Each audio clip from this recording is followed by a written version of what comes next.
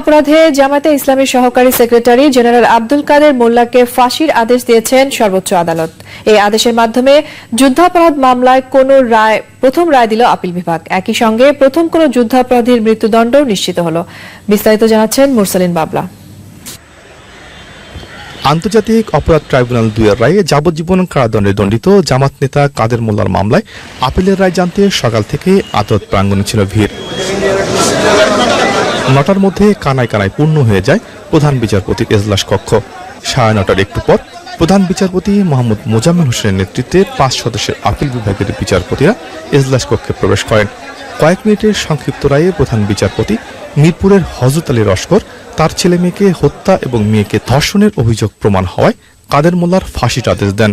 প্রথম অভিযোগ হলো পল্লব মার্ডার, দ্বিতীয় অভিযোগ হলো সাংবাদিক আবু তালেবকে হত্যা, তৃতীয় অভিযোগ হলো কবি মেহেরুন্নেসা ও তার পরিবারের সদস্যদের হত্যা, ৪ নম্বর ছিল ঘাটারচর গ্রামে গণহত্যা, ৫ নম্বর অভিযোগ ছিল আলুবদি গ্রামের গণহত্যা, ৬ নম্বর অভিযোগ ছিল হযরত আলী লস্কর ও তার পরিবারের সদস্যদের হত্যা। যুদ্ধাপরাধ ট্রাইব্যুনাল তাকে ৪ নম্বর চার্জ অর্থাৎ ঘাটারচরের হত্যাকাণ্ডের অভিযোগ থেকে অব্যাহতি দিয়েছিলেন এবং এই অন্যান্য চার্জগুলি প্রমাণ হওয়ার পরেও তাকে এই ১, ২, ৩ নম্বর চার্জে ১৫ বৎসরের কারাদণ্ড এবং ৫ ও ৬ নম্বর চার্জের জন্য যাবজ্জীবন কারাদণ্ড প্রদান করেছিলেন। এর বিরুদ্ধে রাষ্ট্রপক্ষ থেকে আমরা আপিল করেছিলাম। আমাদের দায়েরকৃত আপিলটি মঞ্জুর হয়েছে। ঘাটারচর গ্রামের যে গণহত্যার থেকে কাদের মোল্লাকে অব্যাহতি দেওয়া হয়েছিল সেই রায় বাতিল করে দিয়ে তাকে দোষী সাব্যস্ত করা হয়েছে এবং যাবজ্জীবন কারাদণ্ড দেওয়া হয়েছে। হযরত আলী লস্করের পরিবারের সদস্যদের হত্যাকাণ্ডের যে দায়, এটাতে তাকে দোষী সাব্যস্ত করেও ট্রাইব্যুনাল যাবজ্জীবন কারাদণ্ড দিয়েছিলেন। আমাদের প্রার্থনার পরিপ্রেক্ষিতে, আমাদের আপিলের পরিপ্রেক্ষিতে এই যাবজ্জীবন কারাদণ্ডের রায়টি বাতিল করে দিয়ে তাকে মৃত্যুদণ্ডে দণ্ডিত করা হয়েছে। আন্তর্জাতিক অপরাধ ট্রাইব্যুনাল গত ৫ই ফেব্রুয়ারি মানবতা বিরোধী অপরাধে কাদের মোল্লার বিরুদ্ধে আনা ৬টি অভিযোগের মধ্যে ২টিতে যাবজ্জীবন এবং ৩টিতে ১৫ বছর করে কারাদণ্ড দিয়েছিলেন। একটি অভিযোগ থেকে তাকে অব্যাহতিও দিয়েছিলেন ট্রাইব্যুনাল। ওই দিনই সর্বোচ্চ শাস্তির দাবিতে শাহবাগ গণজাগরণ মঞ্চ সারা দেশে শুরু হয় আন্দোলন। আগের আইনে আপিলের সুযোগ না থাকায় আইনটি সংশোধন করে সরকার। কাদের মোল্লার সর্বোচ্চ শাস্তি মৃত্যুদণ্ডের চেয়ে সর্বোচ্চ আদালতে আপিল করে রাষ্ট্রপক্ষ। মিরপুরে হযরত আলীকে হত্যার এবং তার কন্যা এবং স্ত্রীকে ধর্ষণ এবং হত্যার দায়ে সেই চার্জটিতে যে যাবজ্জীবন কারাদণ্ড দেওয়া হয়েছিল সেটিকে অপ্রতুল মনে করেছেন সর্বোচ্চ আদালত এবং তাকে সেখানে মৃত্যুদণ্ড দেওয়া হয়েছে। এই রায়ের মাধ্যমে আমি বিশ্বাস করি যে পাপ কখনো মাপ পায় না এবং সর্বোচ্চ পাপের শাস্তি সর্বোচ্চই হওয়া উচিত। আমি মনে করি এইখানে বিচারের জয় হয়েছে, জনগণের জয় হয়েছে এবং মুক্তিযুদ্ধের চেতনার জয় হয়েছে। অন্যদিকে কাদের মোল্লার সাজা বাতিল চেয়ে করা আপিল খারিজ করে দেন সর্বোচ্চ আদালত। জামাত নেতা কাদের মোল্লার বহুল আলোচিত রায়কে ঘিরে যে বাংলাদেশ উত্তাল হয়েছিল, সেই উত্তাল মানুষগুলোর আকাঙ্ক্ষা পূরণ হয়েছে আজকের আপিল বিভাগের এই রায়ে। আইনি প্রক্রিয়া শেষে কবে এই রায়ের চূড়ান্ত বাস্তবায়ন ঘটবে সেই দিকে তাকিয়ে আছে আপাতত শান্ত থাকা মুক্তিযুদ্ধের চেতনায় উদ্বুদ্ধ উত্তাল মানুষগুলো। সুপ্রিম কোর্ট থেকে মুরসালিন বাবলা, চ্যানেল আই। ৭১ মানবতা বিরোধী অপরাধের দায়ে জামায়াতে ইসলামের সহকারী সেক্রেটারি জেনারেল আব্দুল কাদের মোল্লাকে গত ৫ ফেব্রুয়ারি যাবজ্জীবন কারাদণ্ডাদেশ দিয়েছিলেন আন্তর্জাতিক অপরাধ ট্রাইব্যুনাল ২। আজকের রায়ে কাদের মোল্লার বিরুদ্ধে ১, ২, ৩ ও ৫ নম্বর অভিযোগের ক্ষেত্রে ট্রাইব্যুনাল ২ এর রায় বহাল রেখেছেন আপিল বিভাগ। তবে ৪ নম্বর অভিযোগ ঘাটারচর ও ভাওয়াল খানবাড়ি হত্যাকাণ্ডে আপিল বিভাগ তাকে যাবজ্জীবন কারাদণ্ডের আদেশ দিয়েছেন।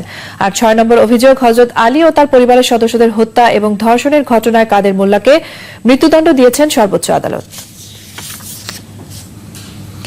কাদের মোল্লার বিরুদ্ধে আপিল বিভাগের মৃত্যুদণ্ডের রায়ে রিভিউ পিটিশনের সুযোগ নেই বলে মন্তব্য করেছেন অ্যাটর্নি জেনারেল মাহবুবে আলম। তিনি বলেছেন, এটি চূড়ান্ত রায়। সংবিধান অনুযায়ী আসামি পক্ষ রিভিউ পিটিশন করতে পারবে না। তবে আসামি পক্ষের আইনজীবী ব্যারিস্টার আব্দুর রাজ্জাক দাবি করেছেন, রিভিউ পিটিশনের সুযোগ আছে এবং তারা রিভিউ পিটিশন করবেন। শামসুদ্দোহা পান্নার রিপোর্ট। গত 17 ফেব্রুয়ারি জাতীয় সংসদে আন্তর্জাতিক অপরাধ ট্রাইব্যুনাল আইন সংশোধনের পর 3 মার্চ কাদের মোল্লার সর্বোচ্চ শাস্তি চেয়ে উচ্চ আদালতে আপিল করে রাষ্ট্রপক্ষ। আপিল বিভাগ মৃত্যুদণ্ডের রায় দেওয়ার পর অ্যাটর্নি জেনারেল নিজ কার্যালয়ে সংবাদ সম্মেলনে জানান, মুক্তিযুদ্ধে মানবতা বিরোধী অপরাধে কেউ দোষী প্রমাণ হলে সংবিধানের 47-এর ক ধারা অনুযায়ী আপিল বিভাগের রায়ের বিরুদ্ধে কেউ রিভিউ পিটিশনের সুযোগ পাবে না, প্রযোজ্য হবে না 105 অনুচ্ছেদ। তবে পরিবারের সদস্যরা জীবন ভিক্ষা চেয়ে রাষ্ট্রপতির কাছে আবেদন করতে পারবেন।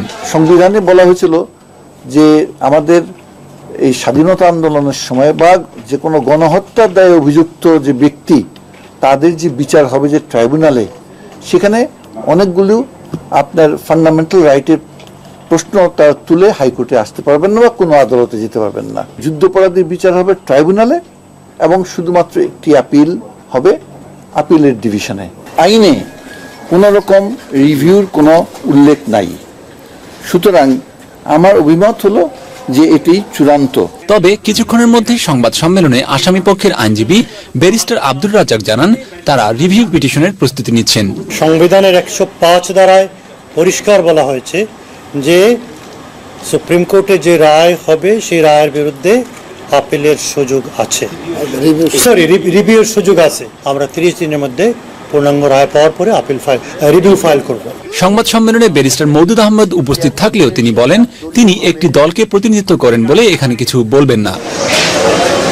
গত 5 ফেব্রুয়ারি আন্তর্জাতিক অপরাধ ট্রাইব্যুনাল কাদের মোল্লার যাবজ্জীবন কারাদণ্ড ঘোষণা করেন, কিন্তু রাষ্ট্রপক্ষ এ রায়ের বিরুদ্ধে উচ্চ আদালতে সর্বোচ্চ শাস্তি চেয়ে আবেদন করেন। এই আপিলের প্রেক্ষিতে 39 কার্যদিবস পর কাদের মোল্লার মৃত্যুদণ্ডের রায় দেন উচ্চ আদালত। এখন এ জাতির অপেক্ষা এই রায়ের কার্যকর দেখার। শামসুদ্দোহা পান্না, চ্যানেল আই, ঢাকা। কাদের মোল্লার ফাঁসির আদেশে উল্লসিত সাধারণ মানুষ। আপিল বিভাগের রায় ঘোষণার পর শাহবাগ প্রজন্ম চত্বরে ছুটে যান অনেকে। কাদের মোল্লা সহ যুদ্ধাপরাধীদের ফাঁসির দাবিতে গড়ে ওঠা গণজাগরণ মঞ্চের মুখপাত্র ইমরান এইচ সরকার বলেছেন, ন্যায় বিচার প্রতিষ্ঠার পথ খুলে দিয়েছে এই রায়।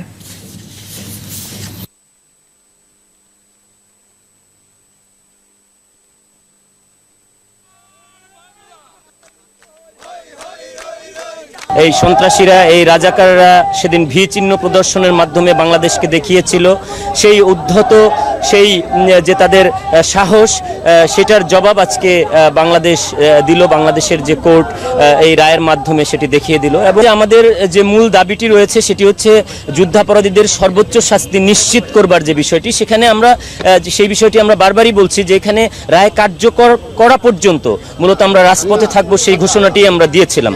সুতরাং রায় কার্যকর করবার ব্যতিরেকে এখানে রাজপথের আন্দোলন থেকে সরে যাবার কোনো উপায় নেই। জামায়াত নেতা আব্দুল কাদের মোল্লার ফাঁসির রায়ের প্রতিবাদে বুধ ও বৃহস্পতিবার সারা দেশে টানা 48 ঘণ্টার হরতাল ডেকেছে জামায়াত। রায় ঘোষণার পরপরই ঢাকা ও চট্টগ্রাম সহ বিভিন্ন জেলা